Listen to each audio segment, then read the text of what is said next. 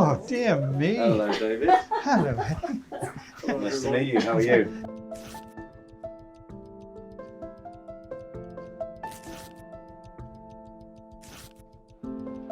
My name is David Blythe. I've been a Newcastle United supporter since the 1950s. Season ticket holder for many, many years. I come with my wife. We've now created a family and we socialise with those friends and their children. I think in many ways the community is now part of the structure of the club, which obviously included the Memory Cafe. The Memory Cafe is a huge part of our community. It brings everybody together that's obviously suffering from dementia and Alzheimer's and brings smiles back to faces. It's incredible. I've been to one previously. Memories of games all the way back to 50s. There was a guy, I remember the last time, he was talking about the FA Cup finals. I mean, that shows you what this club means to it and the memories that the club brings to people in the community. It was my daughter. She spotted the proposal with regards to the Memory Cafe because at the time her father-in-law, who was no longer with us, was suffering from dementia. So she suggested we should come along. I mean, I tend to have not so good memories of cup finals, etc. nowadays. I pretend not to remember them. The beginning, it was just purely this interview, but I've obviously been drip fed to the extent of now going to the training ground. My daughter runs the nursery, which is on the opposite side of the road, but I have never been into the training ground.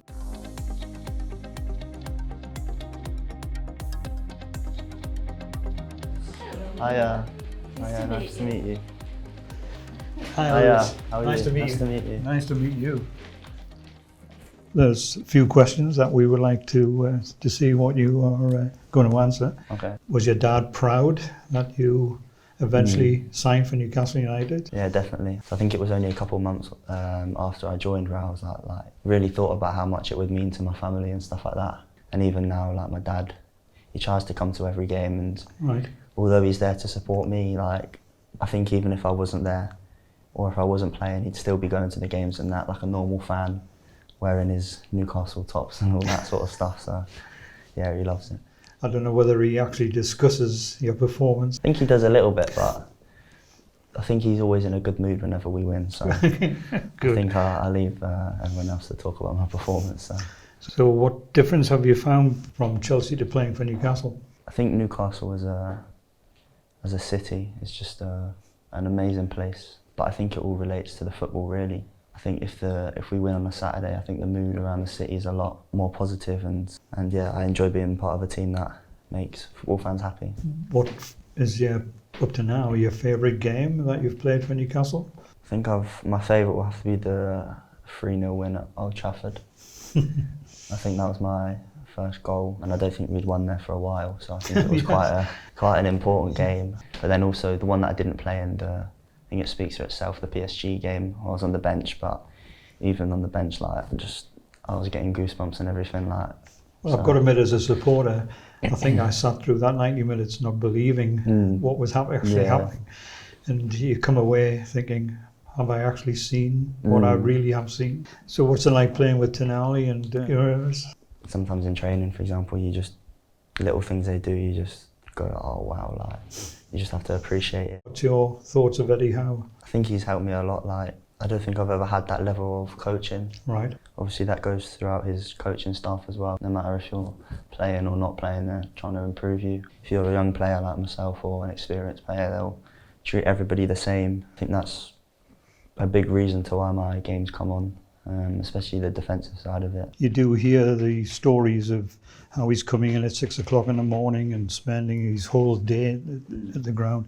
I would like to thank you very much indeed for the interview, and hopefully the season goes well for you. I don't know whether the club have got some idea of where they would like to finish, apart from as high as possible. Yeah, I think that's a good answer, I think. We bought a card for my grandson who is 18 this weekend. So I got Peter Ramage to sign it at the Memory Cafe, so if you would be so kind to sign it as well. No worries. Well, thanks again. Nice one. Thank you very much. Okay, well I hope you enjoy the rest of your day. Yeah, thank you. I think you're coming up with us, aren't you? Are we? Oh, right. You think about the number of players. my first hero. Really? I think they're a bit before me, but Alan Shearer I know was one of my dad's favourites, so yeah, let's go away from the goal scorers, I reckon. Big difference to what it used to be? Yeah, it's changed a lot to be fair, even since I've been here, so.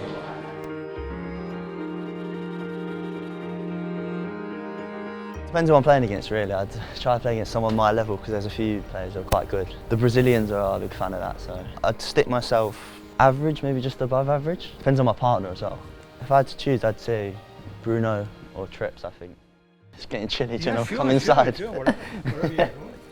This is where all the boys get ready before training, so obviously you've got the changing room in there, but this is where all the boots are. This is something that's new now as well, which I'm sure wouldn't have been a thing, but we have the steamers, which when they're turned on, they're nice and warm, as you can probably feel it a little bit. Right.